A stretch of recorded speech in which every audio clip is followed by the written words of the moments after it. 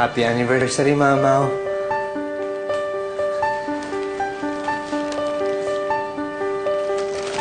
Salamat, Eman. Ako, sorry. Nawala sa isip ko yung araw ngayon. Na. Kalimutan mo? Okay lang yan. Halika na. Puno tayo, kumain tayo. Tikman mo itong... Ito, in-order ko ito dun sa masarap na pansitan eh. Oh. Okay ka lang ba? Pasensya ka na talaga. Nakalimutan ko talaga na anniversary natin ngayon eh. Okay lang yun. Marami rin hindi magandang pangyayari sa buhay natin. Kaya, okay na. Ang importante, nandito ka na. Tapos mamaya, pagkatapos natin kumain, pupunta tayo dun sa karnabal. Naalala mo yung unang lugar kung saan tayo nag-date? Punta tayo dun. Hindi mo na ako kailangan dalhin dun.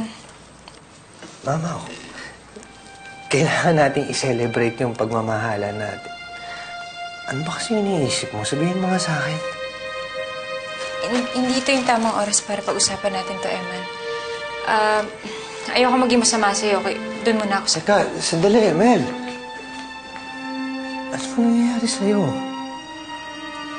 Hindi kita maintindihan, hindi kita mabasa, hindi ko alam kung anong nararamdaman mo. Please, sabihin mo sa akin. Wala nang ibang tamang panahon para dyan. I'm sorry, Eman. Gusto ko na makipag-iwalay sa'yo.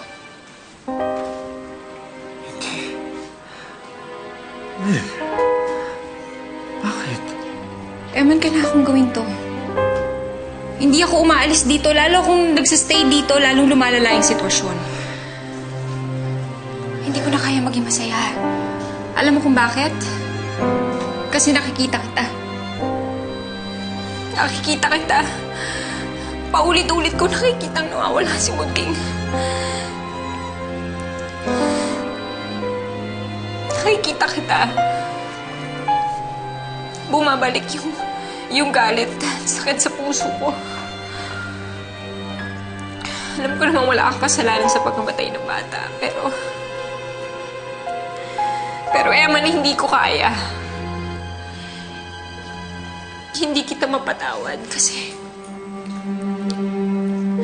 hindi ko rin mapatawad yung sarili ko. Galit ako sa'yo, pero mas galit ako sa sarili ko. Ako may problema, Eman. At kailangan kong lumayo para mapayos ko lahat ng to. Mel, kaya kong tiisin lahat ng galit mo. At anong gusto mong ipakita natin kay Ningning? Na miserable tayong dalawa? Paano natin papalakihin yung bata? Ayokong pahirapan yung anak ko, Eman.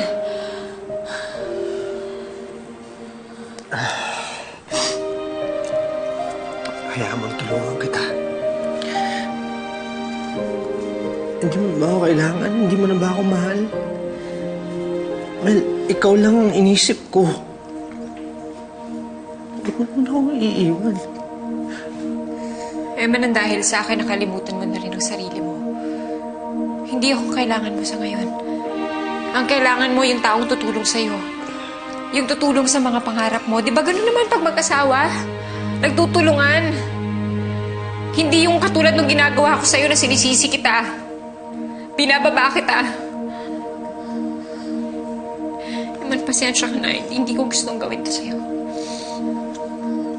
Mel, huwag naman ganito. Eman, mabuti kang asawa. Ikaw ang pinakamabuting asawa na hinihiling ng lahat ng babae. Pero hindi ito makakatulong sa ating dalawa ngayon. Kasi may malaking parte sa puso ko. Sa sarili ko na nawala. Simula nung nawala si Munding. Kailangan nating buuin yun. Kailangan nating hanapin yun. Eman, kailangan kong hanapin yun ng mag-isa. Nang hindi ka kasama. Sana maintindihan mo.